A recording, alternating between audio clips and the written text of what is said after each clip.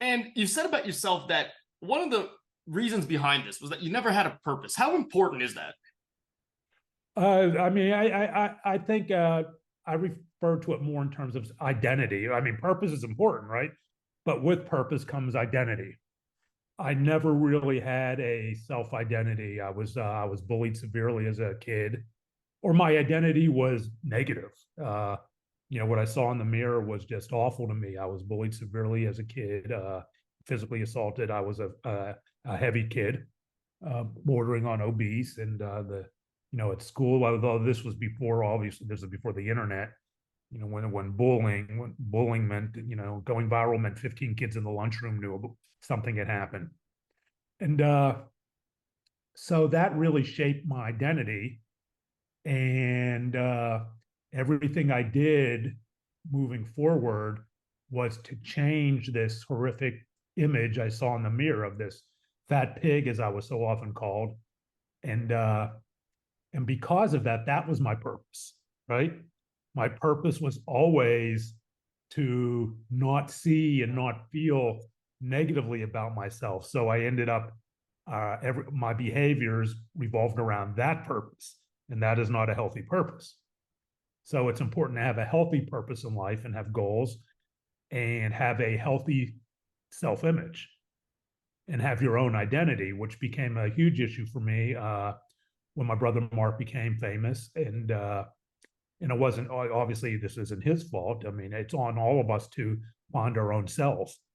But I was somebody at that point, even at that point, was already heavily into drugs and alcohol and didn't know who I was. So it became easy to be, oh wow, okay, if I'm Mark Cuban's brother, the girls will like me. I get free drugs, I go to the bars, go to the clubs, and be this person I wasn't, because the real Brian was this shy little boy. And and I became really just kind of a big douchebag on the Dallas party scene. And so and all of that while trying to practice law. I did cocaine, and I don't say this as badges of honor. It just is how it is an addiction. I mean, I did cocaine. I was doing cocaine in the bathrooms of the federal courthouse, the George Allen courthouse, the state courthouse. I remember I showed up at a TRO hearing. I got a call for an ex parte TRO, and I already popped 2 Xanax after an all night blow fest of cocaine and alcohol. So I showed up, and I'm like, fortunately, it was a no brainer type thing, right? Where the judge just walked through it. But I'm like, yes, okay, TRO denied. But that's how it was. And, uh,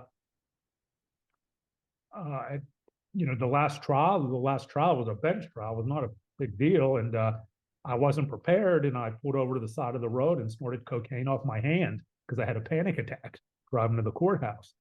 That was my life as a lawyer. And I eventually, I did PI work for a long time. And I was an unethical lawyer. I walked the bounds. I crossed the lines. I basically developed a ring. I was doing a lot of soft tissue, low impact car wrecks. And I developed a kind of a ring of chiropractors. And this was back in the day when there were no cell phones. I had a pager. So, and I carry around a roll of quarters in my car. So I'd get a page from one of my chiropractors, and she'd say, "Brian, we have a fish." She literally called it a fish.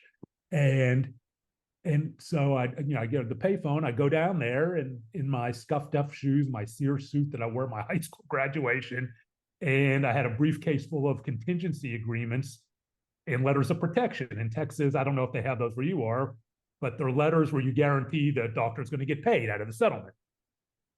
So you have to do that for them to treat them, right? And so I I would sit there in the waiting room, and she would come out with the patient. "Oh, Mr. Cuban, what are you doing here?" Mr. Cuban is one of our top trial lawyers. Mr. Cuban's never tried a case to conclusion. Mr. Cuban will get you maximum settlement. Mr. Cuban will sell you down the river so he doesn't have to try a case. Even cut his fee, take no fee, so he doesn't have to try a case. It's just about money for drugs, money for partying. And that's the way I practice law. And I don't say that as something I'm proud of, but it's not as unusual as you might think when we talk about lawyers struggling with addiction and alcohol use disorder, alcoholism. You're